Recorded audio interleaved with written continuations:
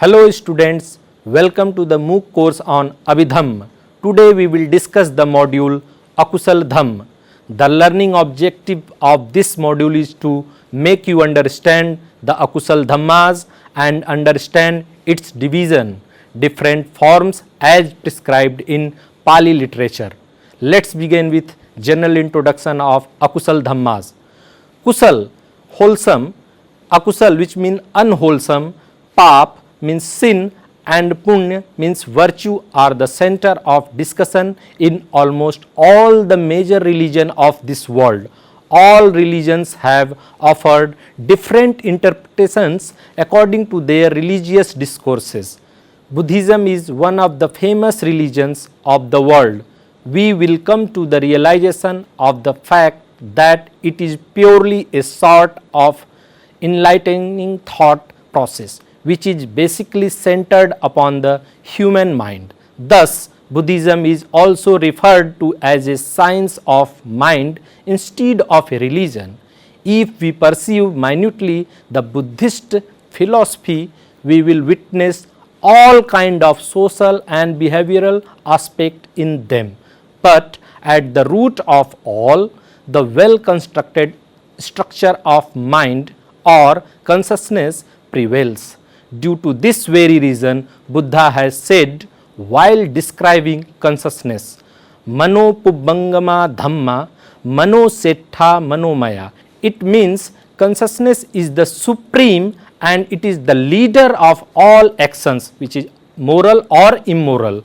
Again, the Buddha described Chetnahang Bhikkhve Kammam Vadami, Chetayitva Kammam Karoti, Kayen Vachaya Manasa, means Chetna, which is intention, I tell you, is the Kamma. Intending, one does Kamma by the body, speech and mind, means any thought or consciousness that arises in the mind is actually an action, which is Kamma, or will be an action.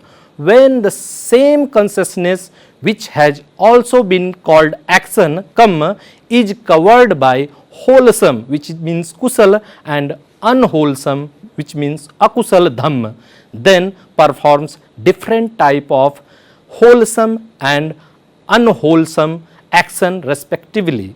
Buddhism has also explained Kusala and Akusala Dhamma in a very scientific way, in that Abhidhamma philosophy has presented a psychological explanation.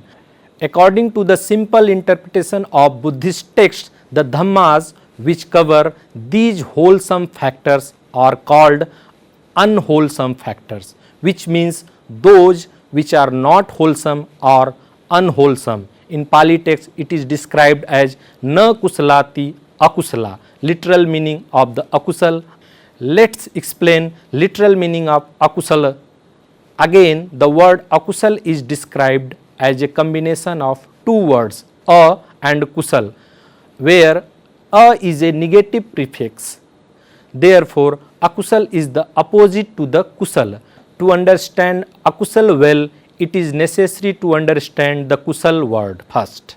While explaining the beautiful definition of Kusal, Akusala says, Kuchhite papke dhamme salayanti chalayanti kampanti vindhansanteti kusala. It means those dhamma which extinguish the evil dhammas are called kusala. Thus, it can be said that the dhammas which do not extinguish the evil force factors but increases them are called akusala. Now we will discuss the nature of akusala dhammas. The Buddha has in fact considered the nature of the mind to be clean and pure, but it becomes polluted by external impurities. It can be understood by this example that just as all the elements within a clean glass be clearly seen in clean and pure water, in the same way the nature of the mind is completely clean and pure like water. But when some colored elements, which we can say polluted items, are mixed from outside in the same water, then it is difficult or impossible to see the things inside that water. Similarly, when in a pure mind inexorable dhammas are mixed from outside, then the mind is not in a condition to see the truth and understand the immoral influence does several unwholesome dhammas. Here we try to understand this with another example. When a child is born, his mind is very clean and pure. He or she smiles at someone easily. Why does it happen? Because the external elements, pollution have not reached there yet. As he starts growing up, then he starts getting acquainted with the outside elements from the parents, relatives and the people from the outside world. When those external elements are good or moral, we can say, they create an efficient positive mind. But when the external elements are polluted, they create an inauspicious or negative mind, which determines and force the kusal and akusal respectively.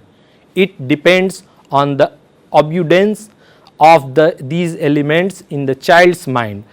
Apart from this, there is a discussion of abhyakat dhamma in Pali literature, which is neither kusal nor in the category of akusal.